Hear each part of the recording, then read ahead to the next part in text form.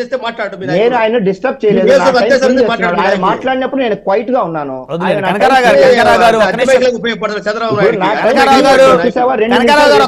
వివేక్ గారు 11 సీట్లని వారిని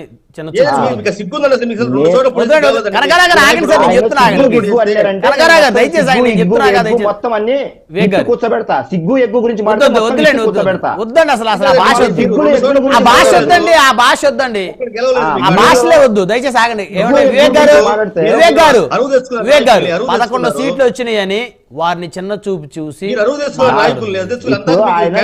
మాట్లాడే టైంలో నేను మాట్లాడండి, సమయం తక్కువ ఉంది, ఆగండి. వివేక్ గారు కూర్చున్నాను నేను. మీరు మాటేస్తా దానికి వివరణ చూడడానికి మాకే తగ్గిస్తాడు ఇస్తాను సార్. మీరు వాళ్ళ మధ్యలో అడ్డుపడితే ఎట్లా? ఇప్పుడు నేను కూడా ఏం చెప్తున్నాను, 11 సీట్లని చిన్న చూపు చూడొద్దనే చెప్తున్నా. గోడలు బళ్ళు అవుతాయి, బళ్ళు ఓడలు అవుతాయి, ఏముంది సార్? బ్రహ్మరెడ్డి గారు మిమ్మల్ని అడుగుతున్నాను ఒకళ్ళ తర్వాత ఇప్పుడు ఇందాక వివేక్ గారు మాట్లాడారు, అంతకు ముందు అతను టీడీపీలో మాట్లాడాక నాకు టైం ఏంటి తీసుకోండి. నా టైంలో డిస్టర్బ్ చేసినప్పుడు అనుకుంటున్నారా? నేను అడ్డొస్తాను చూద్దరు. మీరు మాట్లాడారు ఇప్పుడు డిస్టర్బ్ చేశారు కదా, 3 నిమిషాలు డిస్టర్బ్ చేశారు. బ్రహ్మనాయుడు గారు ఒకటే పాయింట్ ఏంటంటే ఇప్పుడు గతం తాలూకు సంబంధించిన మమ్మల్ని నిర్మాణం లేదు, లేకపోతే మాకు ఎన్ని సీట్లు వచ్చాయి, మీరు ఒక పార్టీ మాట్లాడుతున్నారు, ఇవన్నీ ఆలోచించే ప్రజలు మీకు 11 మాకు 164 ఇచ్చినారు. అయిపోయింది, ఎన్నికల ఫలితాలు అయిపోయింది. మళ్ళీ అది ఎత్తిచారు అనుకోండి, మేము ఎత్తుతాం. మీరు కాంగ్రెస్ పార్టీ ఎలా పుట్టింది, వైఎస్పీ అనే పార్టీ ఎక్కడి నుంచి పుట్టింది, ఎలాంటి నాయకులు వచ్చారు, ఎక్కడి నుంచి వచ్చినారు, ఎవరెవరు తండ్రి గారిని ఎవరైతే మాట్లాడవన్నా అన్న, నిన్నైతే నేను మాట్లాడినాను నీ టర్మ్ ఇప్పుడు ప్రతిసారి అడ్డొస్తే నేను వదిలిపెట్టాను. సంబంధించిన పార్టీ ఎలా పుట్టింది, ఆ అధినేత ఎక్కడి నుంచి ఎవరెవరిని తెచ్చుకున్నాడు, వాళ్ళ నాన్నని తిట్టిన వాళ్ళందరికీ ఎలాంటి పదవులు ఇచ్చాడు, ఎలాగ వాళ్ళ పార్టీ ఎదిగింది, వాళ్ళ వెనకాల ఉన్న ఏ వర్గాలు ఎలా కొమ్ము కాశాయి, ఎన్నెన్ని సోషల్ మీడియాలు, ఎన్నెన్ని యూట్యూబ్లు, ఎన్నెన్ని మెయిన్ స్ట్రీమ్ మీడియాలు పెట్టుకుంటే ఈ రోజు డిజిటల్ కార్పొరేషన్ సంస్థ ద్వారా ఎన్నెన్ని వందల కోట్ల డబ్బులు ప్రతి నెల వాళ్ళకి అకౌంట్లకి ప్రభుత్వం డబ్బు ఒక పార్టీకి ఎలాగైతే వాళ్ళ సాక్షి మీడియాకు ఎలాగ వెళ్ళిందో, అలాగే డిజిటల్ కార్పొరేషన్ ద్వారా నెలకు 63,000 నుంచి ₹1,00,000 జీతాలు ఎలాగిచ్చారో అన్ని వచ్చాయి కదా బయటికి. మనం ఇన్ని రోజులు వీళ్ళు డబ్బులు ఇచ్చారేమో పార్టీ పరంగా అనుకున్నాం, దానికి కూడా ప్రజల డబ్బే పెట్టారు. ఇక్కడ అది ట్విస్ట్.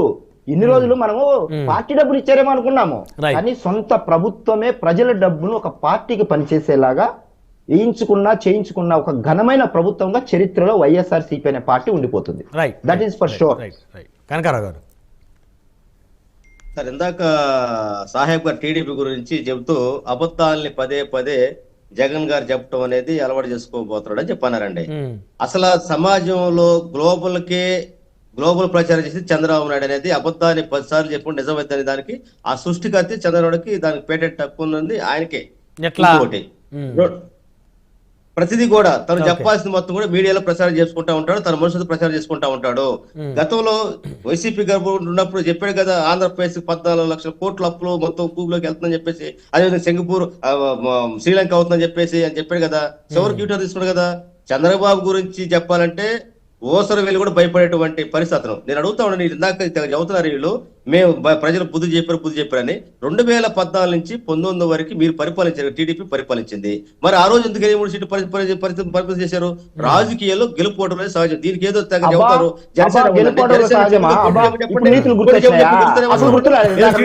చంద్రబాబు నాయుడు గారు ఏ రోజైనా సరే సింగిల్ గా పోటీ చేసిన పరిస్థితులు ఉన్నాయా? ఏదో పార్టీ గెలుపుకొని ఏదో పార్టీ చేసుకుంటూ వచ్చే కనకారావు గారు పోటీ ఎలా చేస్తారు? ప్రజలు నచ్చే ఓటేస్తారు కదా, దాని గురించి వాళ్ళకు నచ్చినప్పుడేమో ప్రజాస్వామ్యం బతుకుతుంది.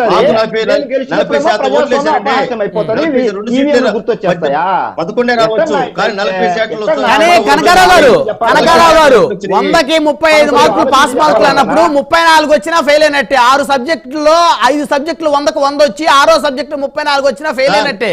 సార్ అద్భుతాలు జరుగుతాయండి. 8 మంది బీజేపీ 8 మంది గెలుస్తారు. 11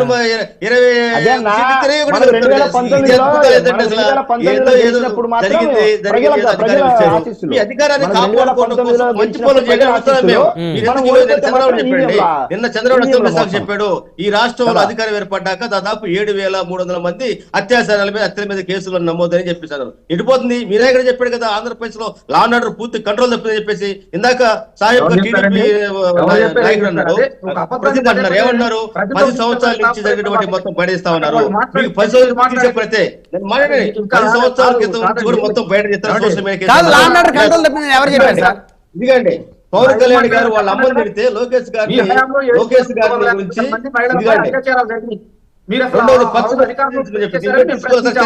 అదే తీసుకోగలుగుతారా? మీరు తీసుకోగలుగుతారా?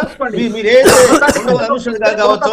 అదే విధంగా ఈ రోజు మీరు నకిలీ ఫేస్బుక్ ఐడీల తోటి తిట్టిస్తా ఉన్నారు కదా, అదే విధంగా వారు ఆర్పీతో తిట్టిస్తా ఉన్నారు కదా, మరి దీని యాక్సెస్ కేవలం ప్రభుత్వాన్ని ప్రశ్నిస్తా ఉంటే ప్రశ్నించేవాడి మీద ఈ రోజు సోషల్ మీడియా కార్యకర్తలు ఏం చేస్తా ఉన్నారు?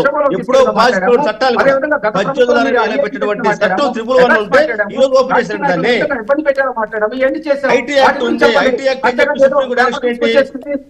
ఐటీ యాక్ట్ 7 సంవత్సరాల లోపు ఉన్నటువంటి శిక్షలు పడ్డ వాళ్ళకి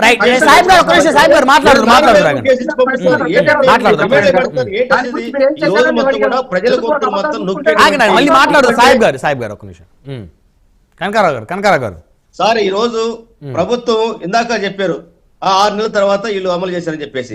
అసలు బడ్జెట్ పెట్టేటువంటి అర్థం ఏంటి? ఒక పథకానికి కేటాయింపులో అన్యాయం జరిగినప్పుడు వీళ్ళు 6 నెలలు కాదు 10 నెలల తర్వాత కూడా వీళ్ళు చేయలేరు కదా.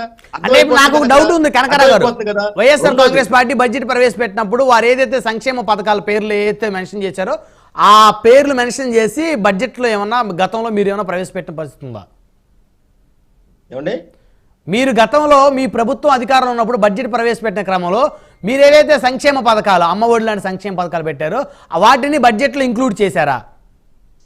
బడ్జెట్ ప్రకారం ఇచ్చాం కాబట్టి అమలు చేయగలిగాం. ఏదైతే చెప్పినట్టుగా ఒక పక్క 2 సంవత్సరాల పాటు కరోనా కూడా వచ్చింది, ప్రపంచం మొత్తం వచ్చింది, మన ఆంధ్రప్రదేశ్ కాదు కదా, ప్రపంచం మొత్తం కరోనా ఉన్నా కూడా ఎక్కడ బ్రేక్ కాదు కదా. ఏ ప్రభుత్వం అయినా సరే, ఈ రోజు చంద్రబాబు నాయుడు గారు 40 సంవత్సరాల అనుభవం అండి, 4 సార్లు ముఖ్యమంత్రి అండి, సీనియర్ పొలిటీషియన్ ఆయన. అందువల్ల ఏంటంటే మరి ఆయనకి ముందు చూపు లేదండి. ఎందుకు చెప్పాడు? హామీలు ఇచ్చాడు. ఏమైంది? సూపర్ 6 ఏమైపోయినాయి? ఉచిత బస్ ప్రయాణం ఏమైపోయింది? అదేవిధంగా నిరుద్యోగ వృత్తి ఏమైపోయింది? దాని కేటాయింపు ఎంత? అదేవిధంగా ఏం చేయగలుగుతాడు? ఏది చెప్పుకుంటా ఉంటుందంటే ఇవన్నీ కూడా నువ్వు అసలు బడ్జెట్ లోనే పెట్టినప్పుడు ఎట్లా చేయగలుగుతావు? కేవలం ఏంటంటే వీళ్ళు అమలు చేయటంలో స్పష్టత లేక ప్రజల మొత్తం కూడా ఈరోజు ప్రజల మొత్తం ఆలోచిస్తున్న క్రమంలో దాన్ని తప్పించుకోవడం కోసం ఈ రోజు వాళ్ళు ఈ సోషల్ మీడియా పేరుతో అంటారు. ఇందాక మీరు చెప్పారు కదా 10 సంవత్సరాల క్రితం ఉన్నాయి మొత్తం అని. ఈ రోజు ఏదైతే విడుదల రజనీ గారు పెట్టిన పోస్ట్ గురించి మీరు కేసులు తీసుకుంటారా? తీసుకోవాలని ఇప్పుడు అదే చర్చ. ఇప్పుడు ఒకటండి కనకారావు గారు, 10 సంవత్సరాల క్రితం బూతులు మాట్లాడి వైసీపీలో బూతులు మాట్లాడి ఇప్పుడు కూటమి పార్టీలో తలదాచుకునే వాళ్ళ మీద కూడా తీసుకుంటారని నేను అడిగితే సాహెబ్ గారు తీసుకుంటామన్నారు. వాళ్ళు తెలుగుదేశం పార్టీ అధికార ప్రతినిధిగా ఆయన చెప్పాడు తీసుకుంటామని. చూద్దాం మరి ఏం జరిగింది. తీసుకోమని చెప్పండి.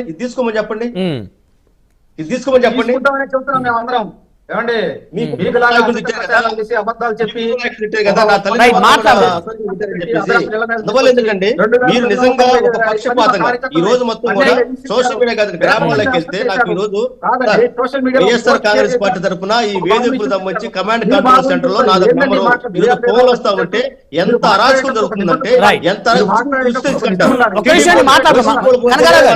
కనకారావు గారు మళ్ళీ మాట్లాడదాం.